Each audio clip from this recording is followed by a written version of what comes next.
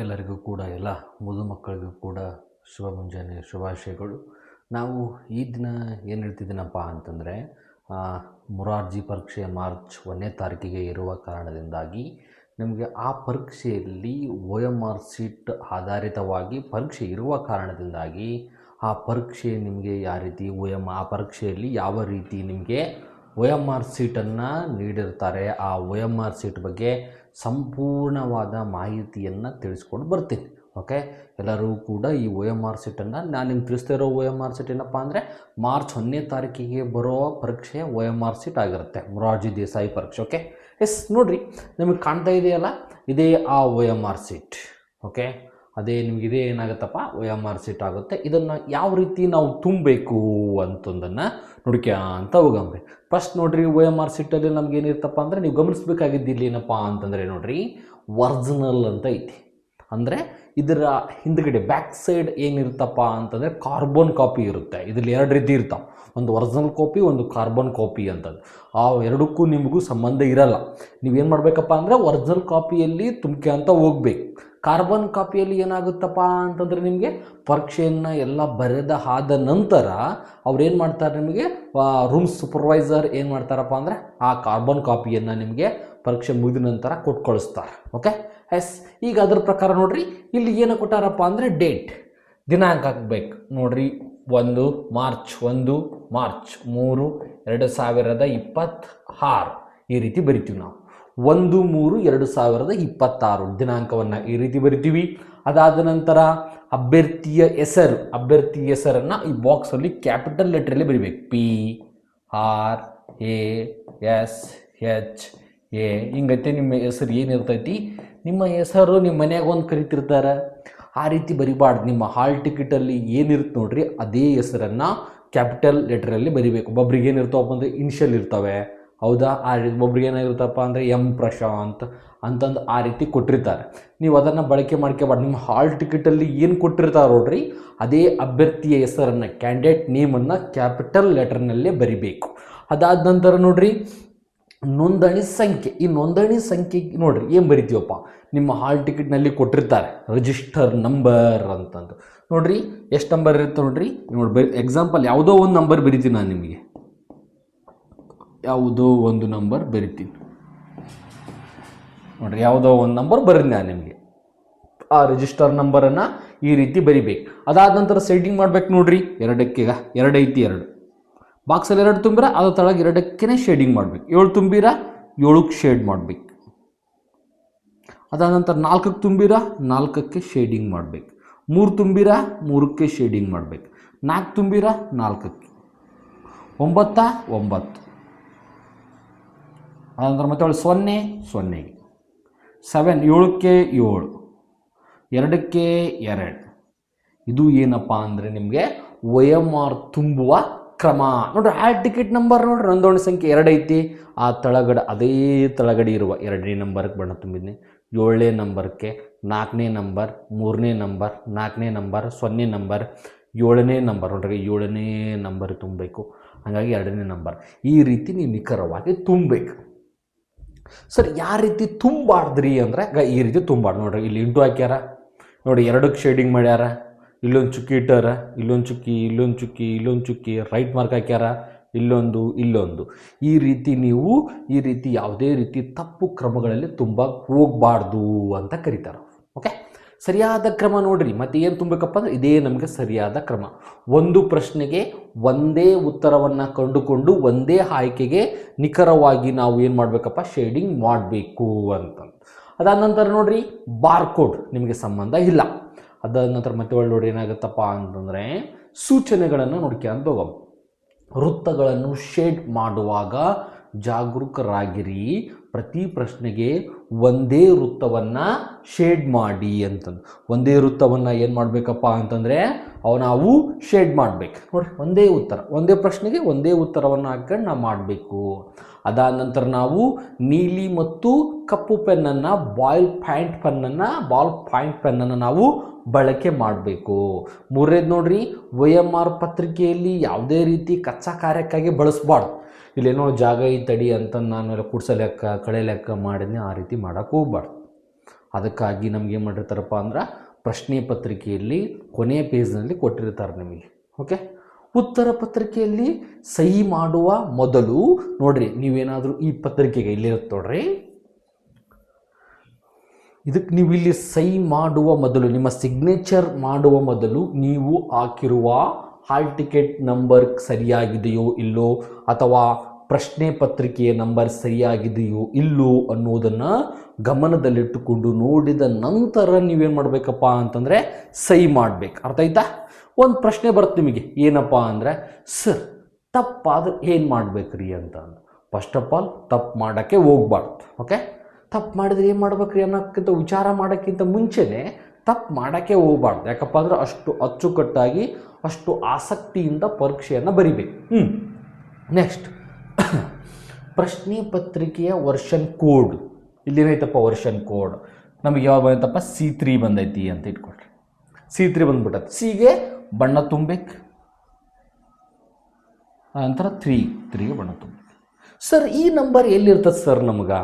ಈ ನಂಬರ್ ಎಲ್ಲಿರ್ತಪ್ಪ ನಿಮಗಪ್ಪ ಅಂದರೆ ನಿಮ್ಮ ಪ್ರಶ್ನೆ ಪತ್ರಿಕೆಯ ಒಂದು ಮೂಲೆ ಕೊಟ್ಟಿರ್ತಾರೆ. ನಿಮ್ಮ ಪ್ರಶ್ನೆ ಪತ್ರಿಕೆಯ ಕೋಡ್, ವರ್ಷನ್ ಕೋಡ್ ಅಂತ ಕೊಟ್ಟಿರ್ತಾರೆ, ಅದನ್ನು ಹಾಕ್ಬೇಕು.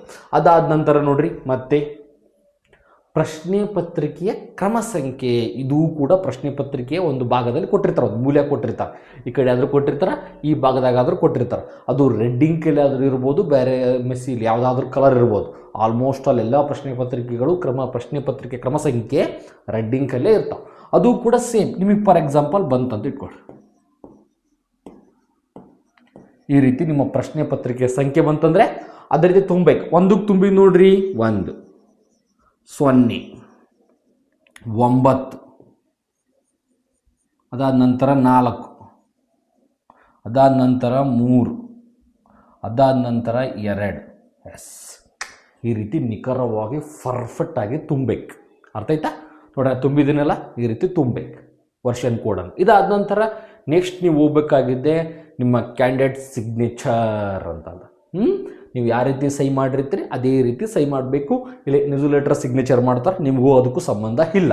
ಓಕೆ, ಅದಾದ ನಂತರ ನೋಡ್ರಿ, ಇಲ್ಲಿ ಯಾವುದೇ ರೀತಿ ಋಣಾತ್ಮಕ ಅಂಕಗಳು ಇರುವುದಿಲ್ಲ ಅಂತ ಅದಿರಲಿ. ನೋಡ್ರಿ, ನೀವು ಈಗ ಏನು ಗಮನಿಸ್ಬೇಕಪ್ಪ ಅಂದರೆ, ಈಗೆಲ್ಲರೂ ಕೂಡ OMR ಸೀಟನ್ನು ತುಂಬುವ ವಿಧಾನವನ್ನು ತಿಳ್ಕೊಂಡ್ರಿ. ಓಕೆ, OMR ಸೀಟನ್ನು ತುಂಬುವ ವಿಧಾನವನ್ನು ತಿಳ್ಕೊಂಡ್ರಿ. ನಾನು ಒಂದು ನಿಮಗೆ ಸೂಚನೆ ಕೊಡ್ತೀನಿ, 1 ಲಕ್ಷ ಕೊಟ್ಟು ಕೇಳ್ರಿ. ನೀವು ಇದು ಎಲ್ಲ OMR ಸೀಟನ್ನು ತುಂಬೋದು ಕಲ್ತ್ರೂ ಕೂಡ ನಿಮ್ಮ ಪರೀಕ್ಷೆ ಕೊಠಡಿಯಲ್ಲಿ ಅಲ್ಲಿರುವ ಶಿಕ್ಷಕರು ಯಾವ ರೀತಿ ಹೇಳ್ತಾರೋ ನೋಡ್ರಿ ಅದೇ ರೀತಿಯೇ ತುಂಬಬೇಕು. ನಿಮಗೆಲ್ಲ ತಿಳ್ಕೊಂಡಿರ್ಬೇಕು. ನೀವು ಈ ರೀತಿ ತುಂಬಬೇಕು ಅಂತ ತಿಳ್ಕೊಂಡಿರ್ಬೇಕು. ನಿಮ್ಮ ಸರ್ ಬರ್ತಾರ, ಎಲ್ಲರೂ OMR ಸೀಟ್ ತೆಗೀರಪ್ಪ, ವರ್ಷನ್ ಕೋಡ್ ಬರೀರಿ, ಈ ರೀತಿ ತುಂಬ್ರಿ ಅಂತಂದು ಸರ್ ಗೈಡ್ಲೈನ್ಸ್ ಮಾಡ್ಕೊಂತ ಹೋಗ್ತಾರೆ. ಅವ್ರ ಥರ ಗೈಡ್ಲೈನ್ಸ್ ಪ್ರಕಾರ ನೀವು ಬರ್ಕಂತ ಹೋಗ್ಬೇಕು. ಅವ್ರು ಹೇಳೋದು ರೀತಿ ತುಂಬೋದ್ರಿಂದ ತಪ್ಪಾಗಲ್ಲ ನೀವು.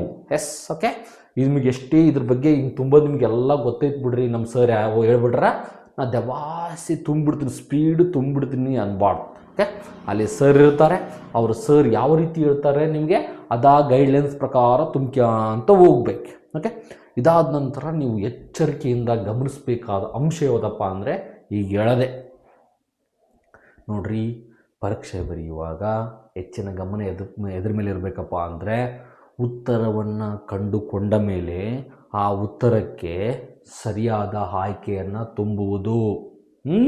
ನೋಡ್ರಿ, 1ನೇ ಪ್ರಶ್ನೆಗೆ 4ನೇ ಆಯ್ಕೆ.